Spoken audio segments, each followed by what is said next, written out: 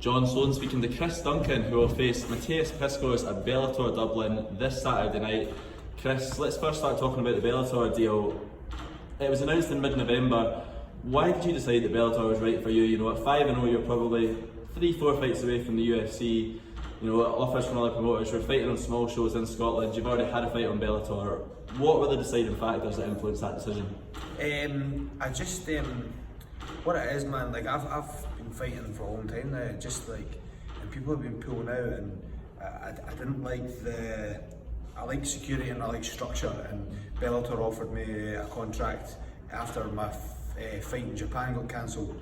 I was trying to fight loads of different guys, like ex-UFC guys and that have been pulled out of the UFC and fighting on other shows, and they wouldn't accept the fight. They just blatantly said no, and quite understandably, but like I just needed a bit of structure, and Bellator were going to offer me that, so I took that. I was away in America for that fight camp. That's all in the piggy bank. I've all saved that up, you know, like all that training is never wasted. I learnt a lot, training with the best guys in the world, and now that this is security, you know, you said that I'm 3 or 4 fights away from the UFC. Well, that's me got 4 fights with Bellator, so that's going to give me a bit of structure and a bit of focus. You know? Obviously, you fought in Bellator Dublin this time last year. You fought Sam Slater. How big was that an influence in your decision? I remember I was with you backstage before you fought in the UFL, and that was a small show, and it was a good show, but the organisation wasn't there. You know, you were told you were fighting at 8, then it was 9, then it was 9:30, and it seemed like you just wanted to know. You said that's what I liked about Bellator. You know, you was told, I'm making the walk at this time.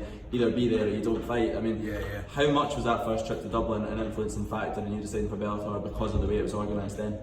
I just think that obviously I've never been in a show like that, so I've never realised how good it was. You know, I've fought in like Headhunters, On Top, all these mad shows. You know, like the time scale, because it's not on TV, was a bit weird. You know, so they were just like, no, 15 minutes. No, we're gonna have a break. That was a knockout. You know, so the structure of that show was like really good, and I was on early, so I got fighting and I got out and I got some food in me, you know what I mean? It was brilliant.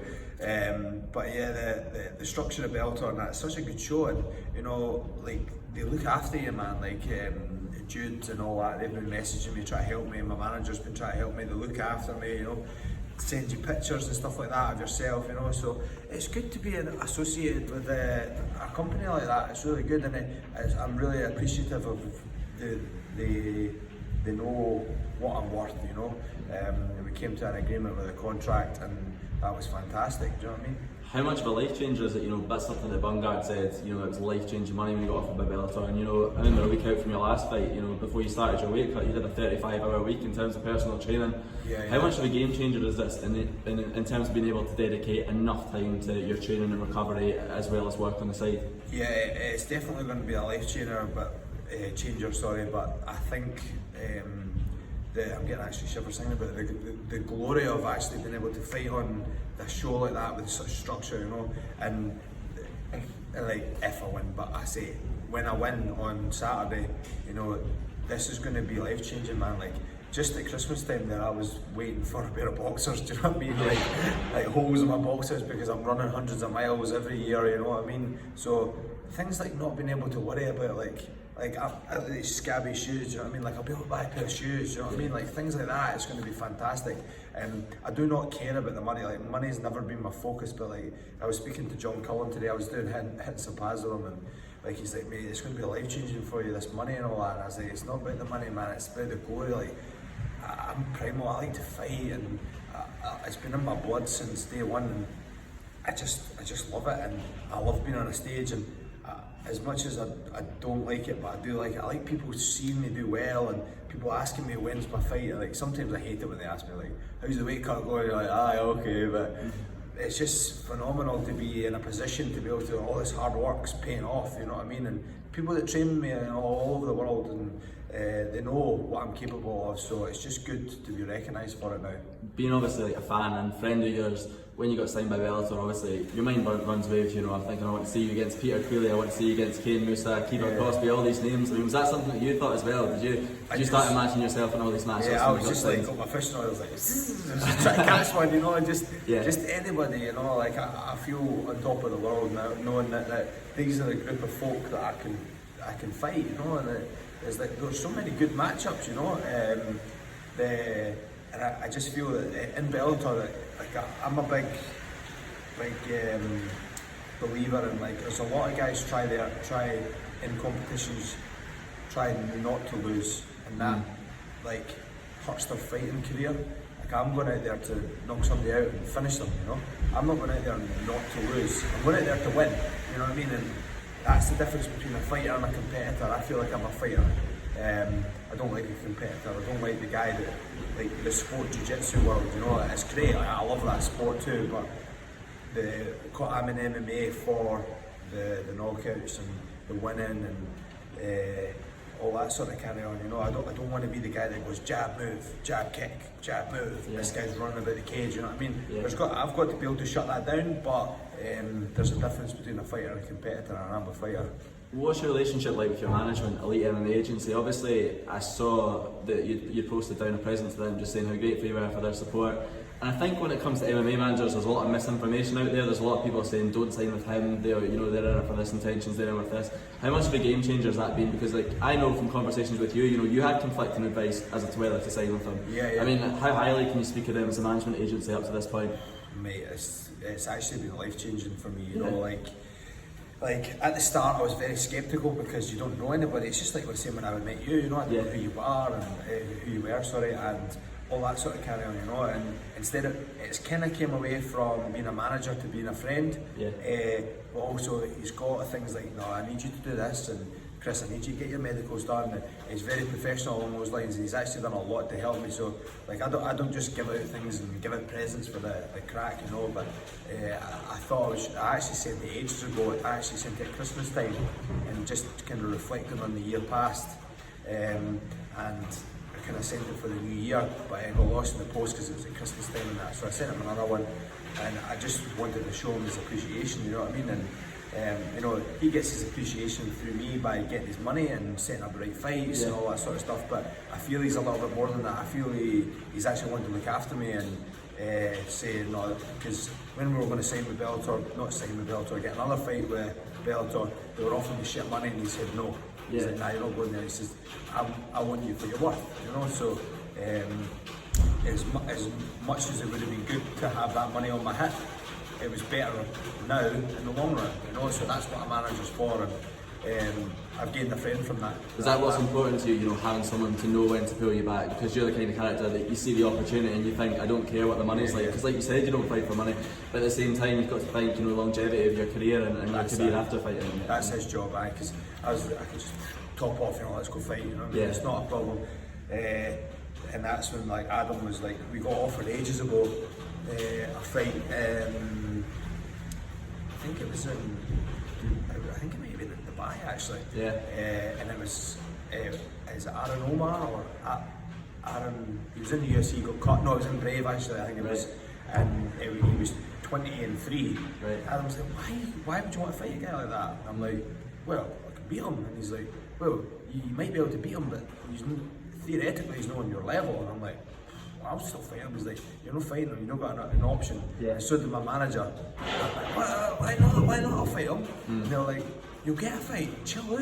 You know what I mean? I'm 5-0, I was actually following at that time. And he's like, that guy probably wouldn't even said that fight from you. And I'm like, yeah, probably.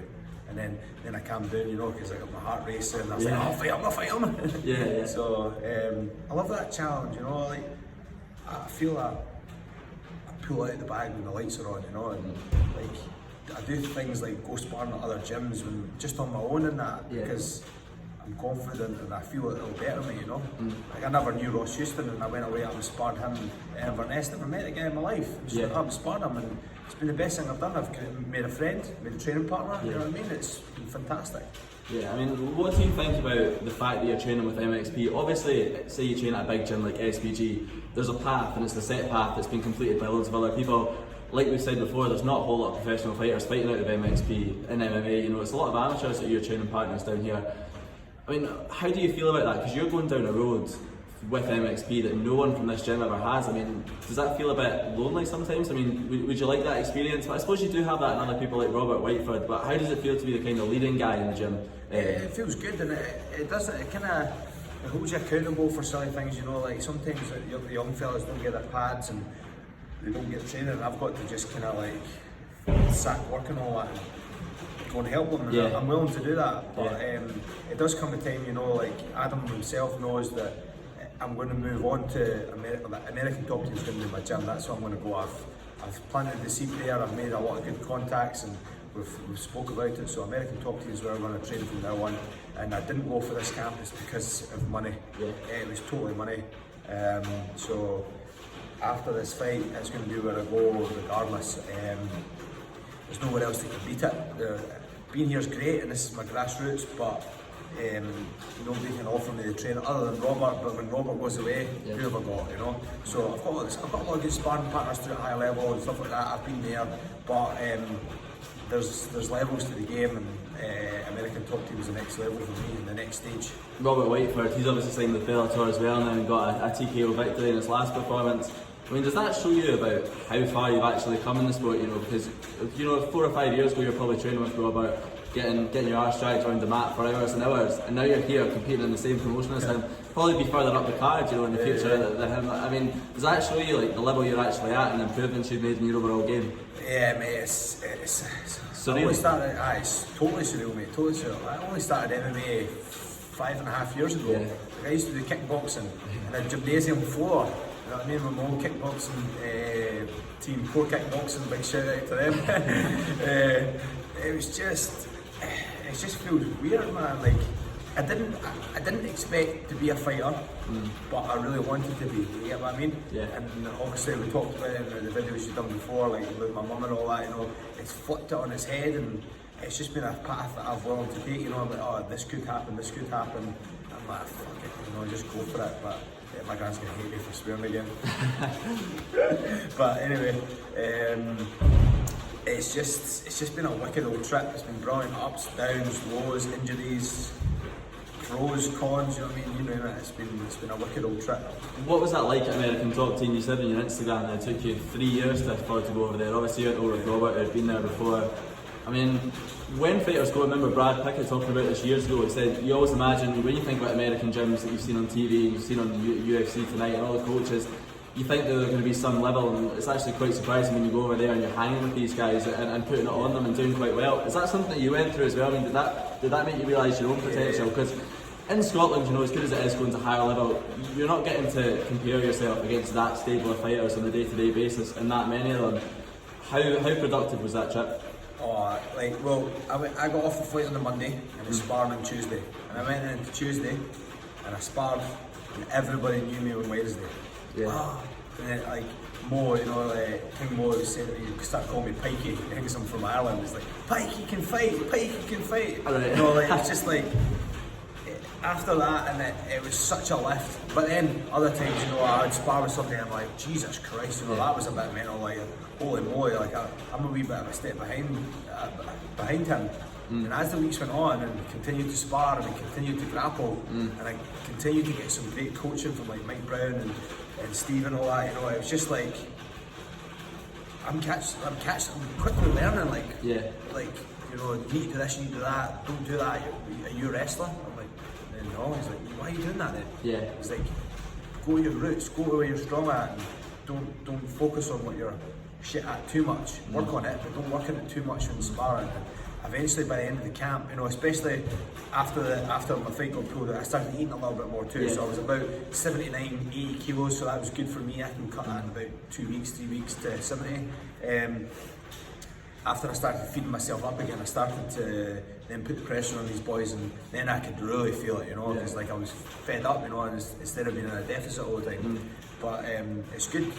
I'm excited for the next chapter. We go over there and learning again, and I'm really hoping that me and Robert go over again at the same time, because it was really good to have a pal over there, going at the beach and stuff like that, So after this fight, after I win this, I'm going to go over for my next camp, and hopefully Robert's in the same card, and then that's going to be perfect. Yeah, I mean, how excited are you to fight in the same card as Robert? Obviously, it was a proud moment for you watching him getting that knockout, because he came out in the post-fight interviews and said, no one else knew this until he told the media, but I'm sure you did. But his personal life over the last 18 months, it's been rocky. I mean, he's been through depression and everything, and a lot of the time people like you have had to drag him out of that. He said, I mean, how proud was that watching him get that win in a performance where it wasn't going his way the entire fight? He really had to dig deep for it. Yeah. It's like I was with him from start to finish from that camp. You know, maybe there was 2 weeks I missed him when I went away to American top team, and then he came over. But we worked together for maybe 8 to 10 weeks together at the start, and I'd never really been in a camp like that because we were both banging off each other. So we were both pushing the pace, we were both sparring really hard, training smart. He's a big advocate of that. You know, he's really helped me with that because sometimes I'm a bit gung-ho and I'm going in with my head, you know. But you know what, man, like, he put the work in and he deserved that win, and he didn't need it, but he deserved it, and he got it, and I felt great. I was in Berlin with Adam, Scotty, Becky and all that, and all the girls were getting their makeup on. Me, Adam, Scotty, I'm grabbing on to Scotty and I'm like screaming, and now I know how my girlfriend feels when I fight, but mate, like I was almost emotional. It was weird. Like I feel for it, you know. Like I don't know Robert as he's a friend, but I don't know Robert as a friend as such. But man, like, see the relief I got when he banged him out. It was just like, wow, and I was absolutely steaming as well because I was drinking because we were in Berlin. And, I was jumping about, and Adam was like, "Calm down." I'm like, "Yes." It was great, man. It was great. I love seeing people do well. People are like, this guy's, you know, he's doing this and doing that, and he's away on a 2-week holiday, and I'm like, just who cares? That guy's got the same tools as you've got to go on holiday for 2 weeks. He may have more money than you, but he's worked for it. So if you've got the tools to do something and you want it badly enough, you will do it. You know, it's I can't believe he's doing that. Like, people say to me, it's alright for you having a body like that. I'm like, do you realise the work I put into it to be as trim as that leading up to a fight? It's a lot of work, you know, and nothing comes easy, you know. Yeah, absolutely. I'm going to ask you before we go on to the opponents and the opponent changes. Obviously, the guy you're fighting trains out of SBG Ireland. There's been a cry of outrage, I suppose, on social media about the way that SBG Ireland athletes are treated within Bellator. A lot of people say they get preferential treatment. I'd say one of the big pointers to that would just be the fact that Ryan Scope versus Paul Redmond was originally stated for the prelims, which is just, you know, it's pretty disgraceful if you ask me in terms of how much Paul deserved that. Does that ever worry about you? Does that ever worry you? You know, that you don't have the same connections in regards to the promotion as other fighters, or are you very much of the belief that you're fighting will do the talking regardless of what gym you fight for? Definitely. So when Bellator phone you and ask you for a contract, they sell your contract. And you're paid to make weight and paid to fight. So like you're talking, like, who cares if you're on at the start of the night or well, I don't. Everybody else might do, but I don't care if I'm on at the start or the end of the show. Put me on the show, and if the boys at SBG are getting favours and wee backhands, just knock them out. Just put them away. And they might have all these people looking after them on the outside. Not looking after them to mean that they're going to win the fight, but they're looking after them and making them sure they get the right matchups and all that. But like, they're going to get locked in the cage and there's nobody about you. So just get in, do your job, and go home, get a pizza and enjoy life. Do you know what I mean? Like, I'm a very focused individual, and I just feel that as soon as you lock me in that cage, I've got a job to do, and that's going to happen. Yeah, you've taken a stance before, you know, against performance enhancing drugs. You said that in the documentary. Hate it. And you're going to Bellator where I'd say it's probably rife with performance enhancing drugs because there's no drug testing, because the drug testing programs are so expensive for the promotions to roll out. Is that something that you ever worry about? You know, if you're going in there and you're maybe, you know, dragged into deep waters in the third round and someone else is at 100%, I mean, does that ever play with your mind, the fact that you're maybe at a disadvantage because you compete in the sport fairly? You can't inject steroids into your chin, that's all I can say. But, Simple. I didn't even know they didn't drug test. That's mental, eh? What? Anyway, but I don't really know what to say about that because I thought they did. You know, I've got this guy in front of me, man, and he's going to go flat on his back. So I've got this man in front of him. I'm going to beat him. I'm going to beat the next guy. I'm going to beat the next guy. I'm going to beat the next guy after that. You know, maybe hopefully in the future that they start testing for drugs and stuff like that. That's going to be. I don't know why they don't do that. That's really silly, eh? You know, that's not safe for their athletes. They're getting their meat to do MRI scans and all that sort of stuff. What's the point in doing that if there's a guy with a boulder in his hand? You know what I mean? Like, that's crazy. I didn't know that. I mean, that's why there's a lot of accusations. When we look at title fights, Pitbull versus Chandler, Chandler versus Clements, you know, these are all guys that But like I say there though, you kind of put steroids in your chin. Yeah, absolutely. So like Chandler got banged out. People are, I'll never ever say somebody's on steroids, but you can always presume. Yep. Because it's not my place to say, oh, he's on steroids, because you know, like, you don't know them. Yeah, I don't know them, and I hate it when, like, see when that Nick Diaz thing came out, like, yeah. oh, he's definitely not on steroids, because that was to do with his physique. Yeah. Just because your physique doesn't yeah. prove that you're on steroids doesn't mean you aren't. You know what I mean? Like, it's mad. Like Sean O'Malley, he's been done with, what is that? Osterin? Yeah, Osterin. Yeah. Twice. So, I don't even know that, but still, like, what the fuck? You know, he doesn't look like he's in good shape. yeah. He can bang though. Yeah, absolutely. I mean, you were originally scheduled to fight Ryan Roddy on this card. What was your thought on that matchup? First of all, obviously he's a guy, his striking, you know, it's quite fluent. I wouldn't say he's nearly as powerful as you are. He's a good grappler. What were your thoughts when you originally got matched up with Ryan on the card? Well, there was no change to it. Like, I just fought a Brazilian Jiu-Jitsu black belt in my last fight, you know, so I thought it was quite good because I worked a lot on my grappling. I'm very like anti-jits. Like, I don't like to engage in the jiu-jitsu, like the match, you know, like sweeps and all that sort of stuff. It's kind of mainly wrestling orientated and stuff like that. But like, I was going to test him on the deck, you know, I was going to put him on his back and I was going to lift his legs up and I was going to punch him. You know what I mean? And I feel that's where I'm quite good at. I like working against the fence. And, I can't take you down when I want, you know, I just need to set it up correctly. I didn't feel that this matchup was any different from the one I just had before. But obviously, he's probably, was he a brown belt or a black belt? Yeah, brown belt and 8-1 records. Yeah. So,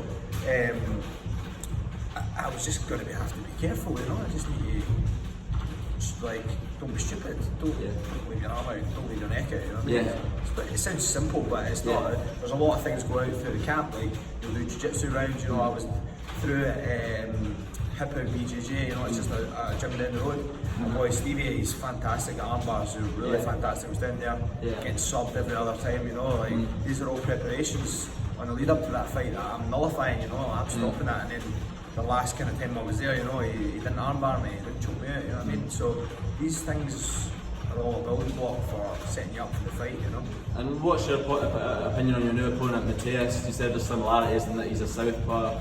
Say he's probably, you know, less experienced and less qualified in the grappling department. But what were your thoughts when the opponent got changed? Was your just the mindset the same? I mean, you've dealt with, like you said before, you've dealt with pullouts numerous times.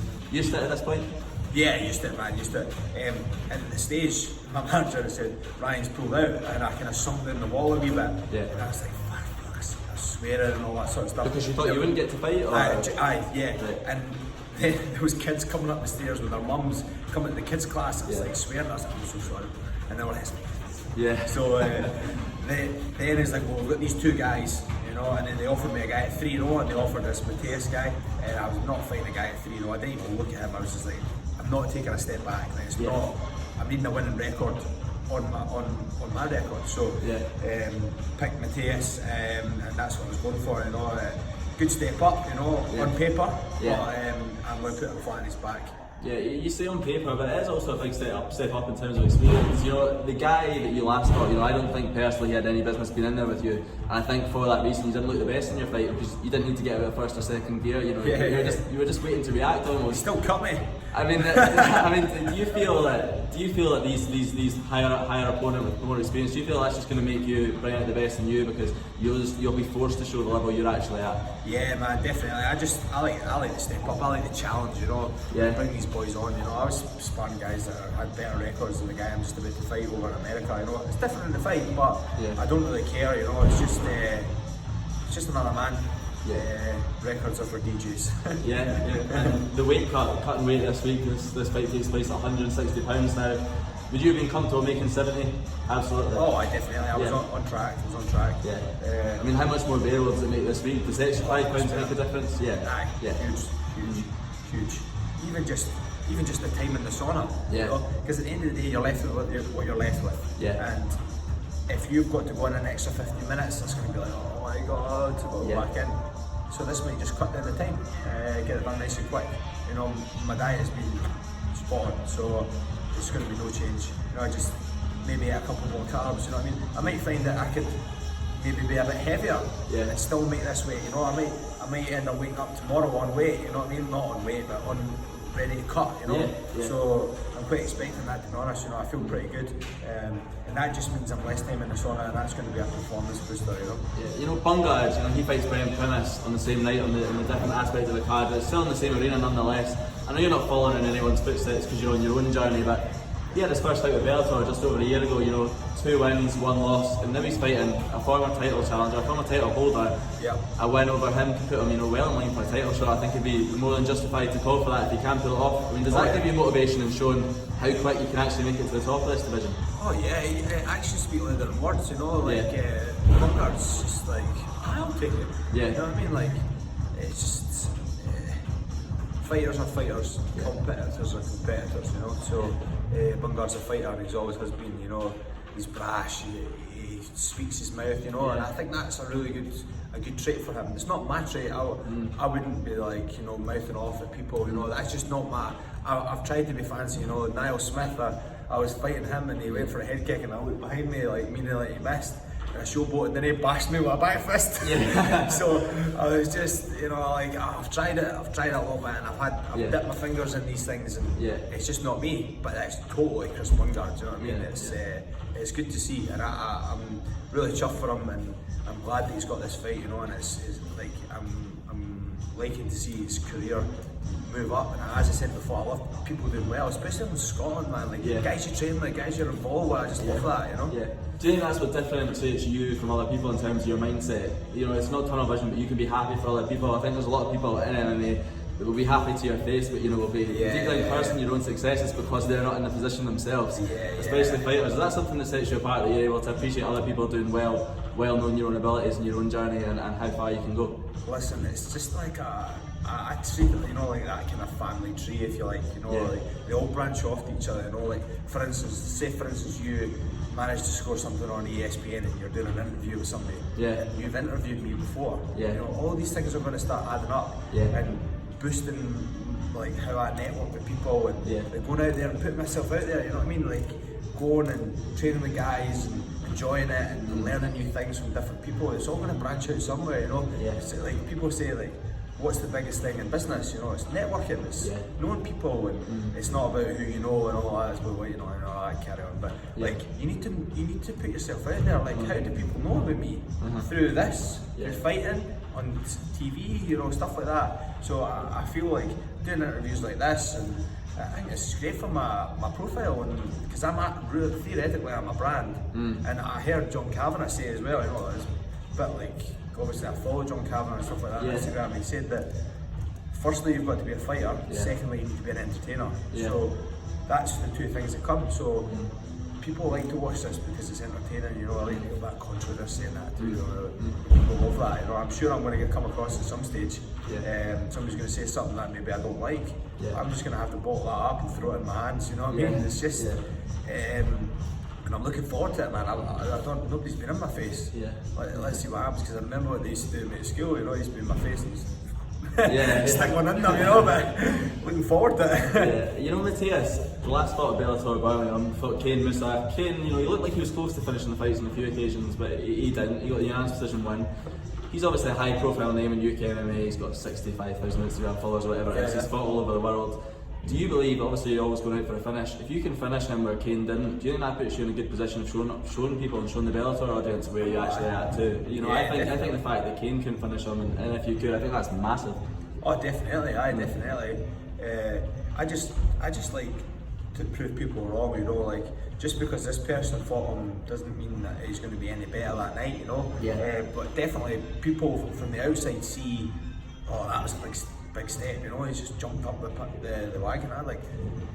I'm going to fight by fight, build myself up the ladder, you know. And these challenges, every fighter is going to have that punching chance, you know. And I'm just going to nullify that with my training, my diet, you know. Like, it's on you. So, like, I trained with Kane over in Thailand. He was in Thailand at the time, you know, and then he texted me after he seen that the post was at me. He's like, man, you're going to bully him, you know. You're going to bully him, you know. So I trained with Kane. It's good to hear that, you know. It's good to hear that. But I've got my focus, and even if he didn't say that, I knew exactly what I was going to do to him. I already had a plan of action within maybe 3 or 4 hours of knowing that matchup was going to happen, you know.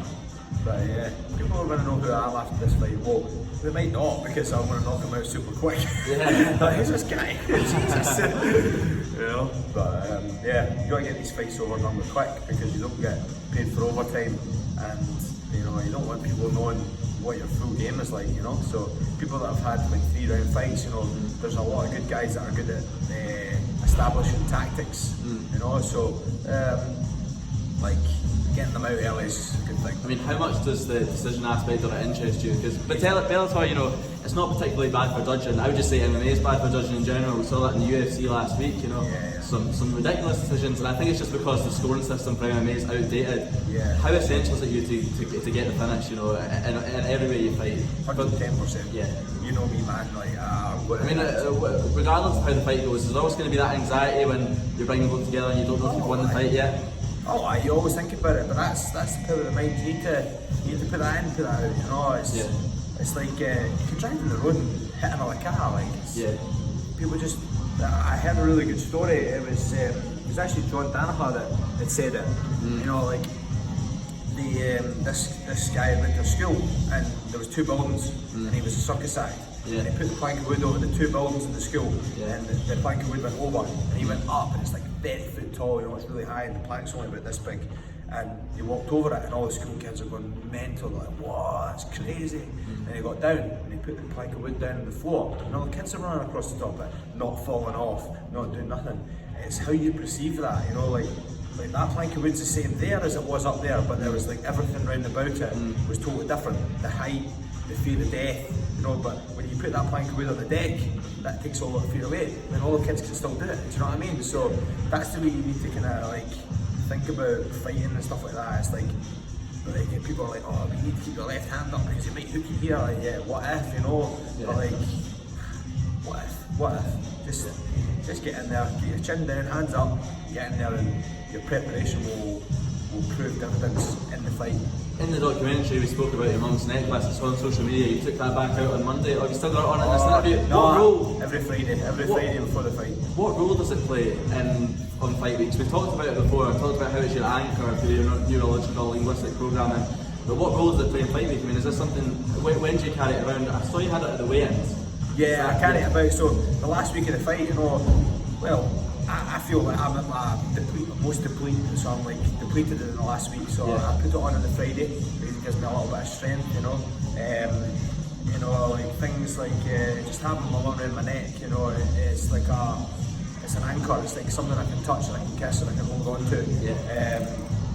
But like, for instance, this material, you know, it's just a bit of metal. Yeah. And if, for instance, maybe I travel the world and I had a late notice fight and I had to take it to somewhere else and I didn't have this chain, it's still in the house. Yeah. It doesn't matter.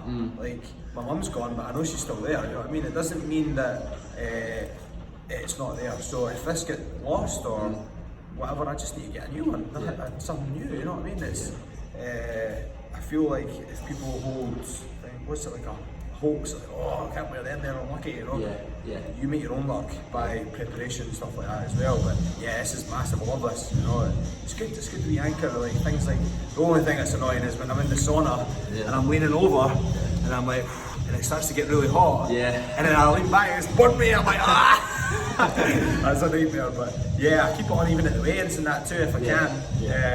They didn't let me walk out with it. That was another thing. In Bellator, you're not allowed to walk out with it on a flag. Right. So they took it off me and gave it to Adam, and I couldn't walk out with it. Yeah. That was a big change for me. I was like, I mean, was that thrown on you quite last minute? It threw me a wee bit. Yeah. But I just like, man up, Chris. Yeah. Like, it's just a chain, like it's just over there. Yeah. Like, chill out. She's there with you, do you know what I mean? So I managed to get over that really quickly. By the time I walked up the stairs, I just forgot about it. Yeah. You know, but maybe I'll try and sneak it in next time. I mean, you said that you want to finish quick. First round knockout TKO. Yeah. Is that the intention here? Yeah, definitely, 110%. No doubt in my mind either, no doubt in my mind. And finally, Chris, have you got any sponsors, training partners, anyone you want to shout out who's helped you in preparation for this, then the floor is yours? Yeah, man, all my training partners have been such a great help, you know. I've got all my sponsors as well. I've got, I don't know, it's too many to name them, man. Yeah. I've got a lot of guys on board now, but they know who they are. Oh, there's one there too as well, you know. Just like all these people that have helped me, I really appreciate it, and to many more successful years together, you know what I mean? So, I'm happy with all the sponsors I've got, and they give me a lot and they help me out a lot too. So, and thanks for you for the interview. Best of luck, Chris. Thanks, Thanks mate. so much. Cheers. Cheers. Cheers.